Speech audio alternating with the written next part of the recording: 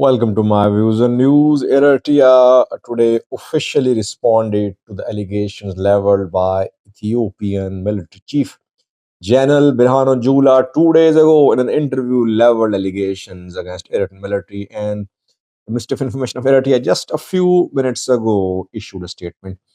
Secondly, viewers, are two Somalia's regional states arming themselves? It is being reported by some Somali news sources. Why are these two regional states arming themselves? Is it Are they being backed by some foreign power, or they have internal divisions, internal means between the two regional states and the federal government of Somalia? Let's start from Eritrea, viewers. We know that 2 days ago, Ethiopian military chief Birhanu Jula gave an interview, or his interview was published. I don't know when he gave the interview, but it was published 2 days ago. Janel Jula spoke for around 2 hours. I think part second of this interview is going to be released in coming days. Janel Jula talked about Tigray war in detail. He leveled allegations against TPLF too. He talked about how TPLF tried to remove the Prime Minister of Ethiopia, how he tried to stage coup, etc. He talked about the start of war too in northern Ethiopia, how it started, how it went on, how Tigray fighters suffered loss, etc. And there he claimed in his interview that when interim government has been established in Mekelle, uh, the people could not be convinced to support ENDF. They supported Tigray Population Fund. And one of the reasons behind that, he mentioned, was that atrocities were committed, human rights abuses were committed in Tigray. Factories were looted. He accused Eritrean military that the Eritrean military uh, was involved in looting, destroying factories, infrastructure. They were involved in kidnappings. They were involved in killing people. That is why people supported Tigray fighters. Though he exonerated Eritrean military from the allegation of having committed a massacre in Aksum, he said no, Eritrean military did not commit any massacre of civilians in Aksum. Rather, the military convoy was passing by Aksum. It came under attack by troops in Aksum city. That led to start of exchange of gunfire between Eritrean military and local militias. Some people died. It was not a deliberate massacre by Eritrean military in Aksum.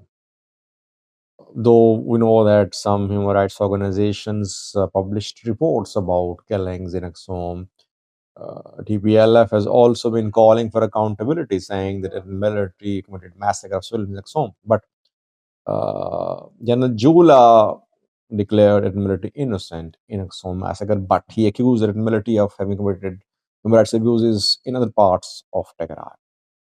To which response came today.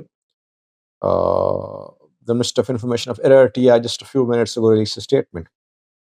The ministry uses very strong language. It is saying that Chris Coons, U.S. Senator, was the one who peddled false allegations of human rights abuses committed by Eritrean military in northern Ethiopia. Allegations were false, but now the allegations are being resuscitated by the minions of Chris Coon, by those elements which have an agenda to achieve. Behind these allegations, there is an agenda, according to the Eritrean government. The government says it will not be drawn into this acrimonious exchange of allegations. Basically, the government is denying, Indian government is denying having committed any human rights abuses in Tigray. Though it is responding to the allegation, but it is saying it won't be drawn into this war of words. Basically, it is becoming part of this war of words because it is issuing a statement. Jula definitely is one of the key men in Ethiopia. When Jula speaks, it means Ethiopian government is speaking. So it means Ethiopian government is speaking. Jula is one of Ethiopian government's key figures. That is what the government clarified. What will Ethiopian government do?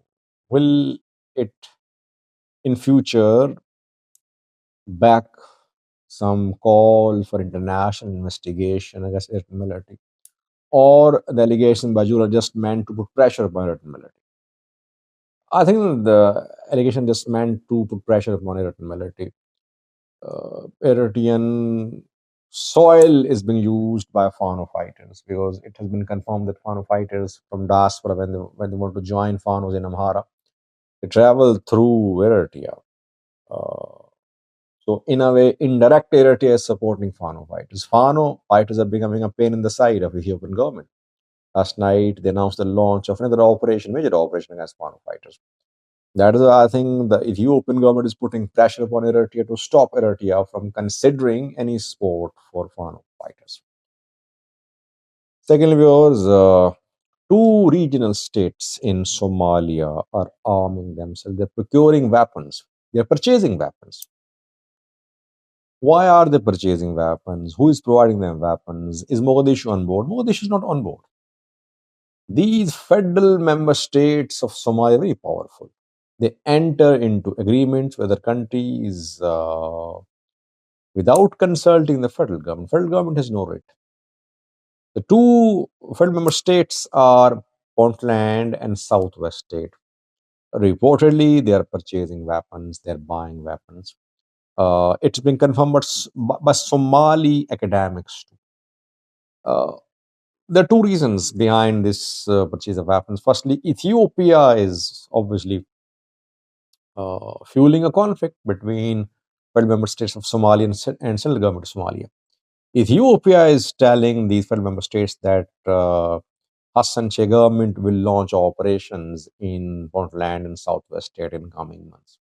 Egyptian will support him. That is why you should arm yourselves. So that is why Ethiopia is arming the two regional states. The two regional states are getting weapons from Ethiopia, from other countries. The two regional states are of the opinion that Egyptian weapons will strengthen federal government. Weapon will strengthen federal forces too. And after the entry of Egyptian troops, the federal government could consider launching military operations in Puntland and Southwest State to exercise, to enforce its writ in these two states. Because in these two states, the presidents are openly confronting the federal government of Somalia. Puntland announced to work independently. Southwest refused to comply with instructions regarding expulsion of Ethiopian troops. The two states, their presidents are standing up to the federal government of Somalia. Federal government could order military operations in future in these two regional states, especially federal government manages to build a strong army, armed, professional, organized army. The two regional states, they're making preparations in advance. Backed by Ethiopia, they're procuring weapons from Ethiopia, from other countries reportedly. Thanks for watching.